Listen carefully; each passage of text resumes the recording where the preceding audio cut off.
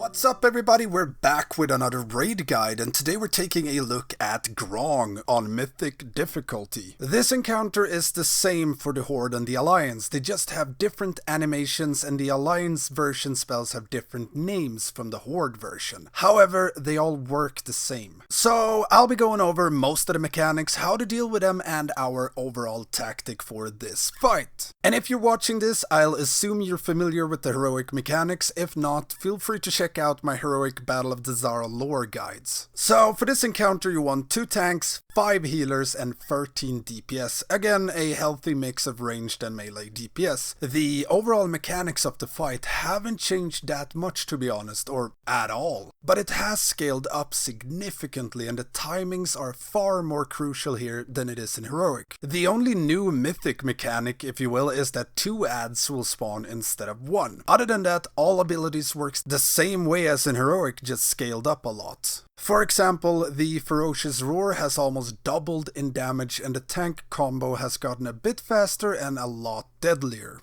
So, starting off, you want to tank Grong in the middle of the room against a wall as much as possible. Of course, move him if any adds spawn within 15 yards of him. Range should be loosely spread in pairs of 2 so that they never get feared. And melee should be split up in 2 camps, 1 per back leg. You want to assign either 1 or 2 players to deal with the ad's core. 1 player can handle it, but it gets a bit riskier that way. Due to the fact that you will get 2 adds, you of course get 2 cores, and in Mythic you can hold these cores for 1 minute, so it's safe to pick them up and hold on to them for a bit. And using these cores at specific moments of the fight will help you out a lot. One important aspect of this is, if you trigger his tantrum during the bestial combo, that's the tank combo, he will stop doing the combo, and just use tantrum instead. Meaning a lot less tank damage and a lot less raid damage. Remember, bestial throw deals raid-wide damage as well, and everything adds up in this fight damage-wise. So you want to trigger tantrums during tank combos and right before the megatomic missiles or voodoo blast goes out. This usually lined up around 45 or 50 rage, but it can of course differ a bit depending on the rage gain of the boss. For example, we trigger our first tantrum at around 46-47 rage, which meant we didn't get the bestial throw and the tantrum didn't overlap with the missile. The second core, again around 46-48 rage. The third core depends a bit on how fast you get the 2 new adds down. Again, if possible, around 45-50 rage during a tank combo if possible. If your DPS is a bit slow on the adds, just use it when possible, but before 68 or 70 rage. You don't want to trigger a triple tantrum. So, whoever is in charge of the cores, make sure to track the boss's rage as well as bestial combo timers. Healers needs to keep an extra eye on any player with the core. There's a ton of raid-wide AoE damage in this fight, so adding the ticking damage from the core will kill them if they don't get some extra love. And if they die, you lose that core and it's most likely a wipe.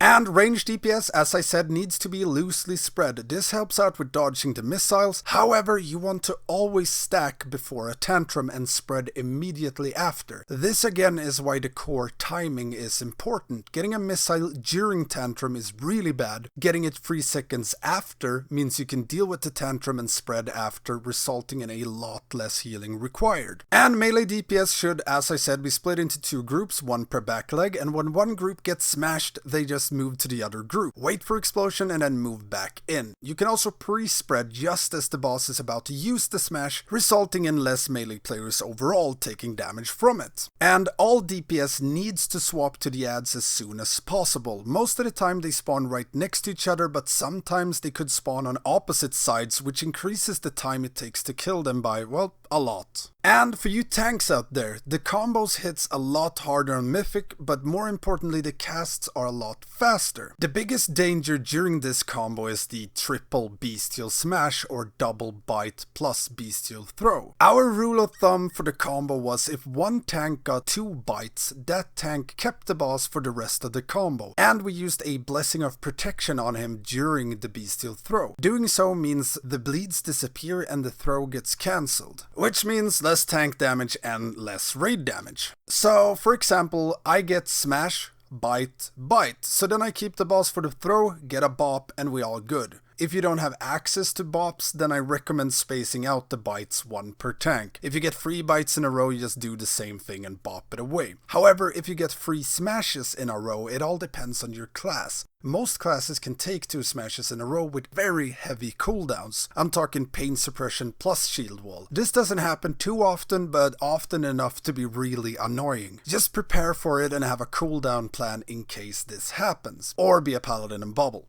Other than that, when one tank gets thrown away, the active Grong tank needs to move close to melee, or a melee DPS needs to move on top of that tank to ensure they don't get feared. And whoever the throw tank is thrown at should always stick with that tank to ensure, again, no fears. Healers, have fun here. This fight is very healing intense, but again very predictable. Make sure you have cooldowns up for each and every tantrum. Keep an extra eye on whichever DPS has the core, and make sure to top any tank that gets thrown. The impact hurts like hell. Other than that, we used bloodlust approximately 4 minutes into the fight, and we made sure any DPSers with a 3-minute cooldown used them on pole and then saved them for the bloodlust, meaning yes, they had to hold them for a minute. This fight is a numbers fight, so it's all about pushing DPS and healing. And lastly, remember that the cores each deal 5% of Grong's max HP. So if you have 1 or 2 cores when he's closing in on 10 or 5%, just use him and the boss will go bye-bye. And I think that pretty much covers this fight. If you have any questions at all, make sure to hit me up in the comments below. Don't forget to check out my Patreon if you'd like to support my work. And as always, if you like these kind of videos, make sure to hit that subscribe button, leave me a like, and ring that notification bell. Thanks for watching, and I will see you next time.